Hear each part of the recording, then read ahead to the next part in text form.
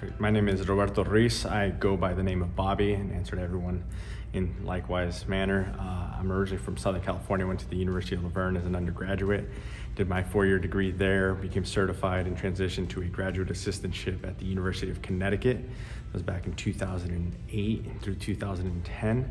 At that time, there was no doctoral program that I really wanted to apply for, because everything was research-based and I did not want to go the research route. So I applied and am still involved with the Cleveland Guardians, formerly known as Cleveland Indians baseball team. So I'm currently their athletic training coordinator on the minor league development side.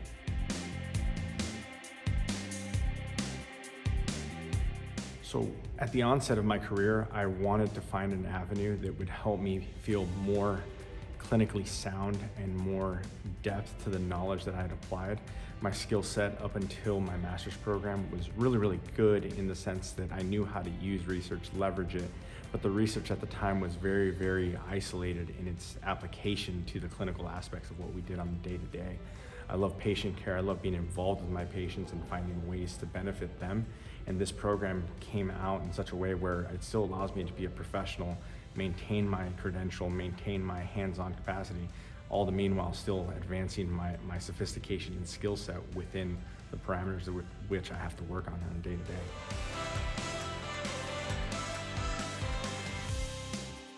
So uniquely enough, I've chosen a leadership track as well as one of the things that I've undertaken with the DAT program here at ATSU. And because of my role in development and growth for minor league athletic trainers within our organization, which is one of the focuses, I'm actually applying most, if not all, of the things that A, stand out, B, have high value, which just about everything thus far has had high value to my day-to-day.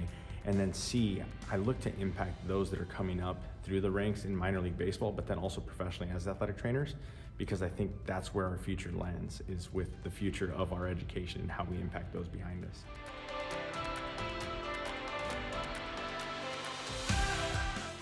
This experience to me is invaluable.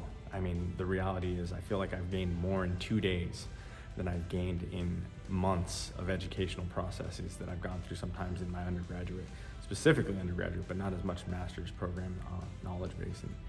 And the other aspect is just the connections, the way you develop a face-to-face rapport with professors, colleagues, other people that are seeking, and like-minded individuals that are seeking that breadth of knowledge that we're trying to aspire to, not just on the research side, but on the clinical side, and how we apply that and challenge each other to grow. And that's where I think we see the most growth, is when we get challenged, not only in our belief and in our structure, but then also how to apply what we're learning.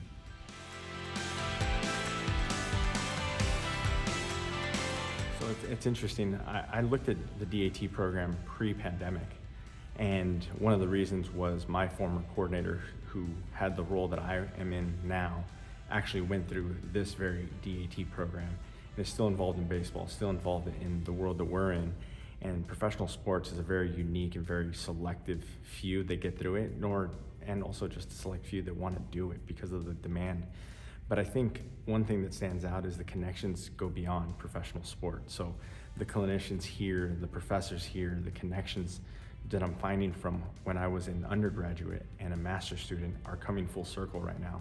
And it creates a unique opportunity for continued education, continued growth, and continued learning that's lifelong, not just while you're in the program, but lifelong for everything that we seek it for.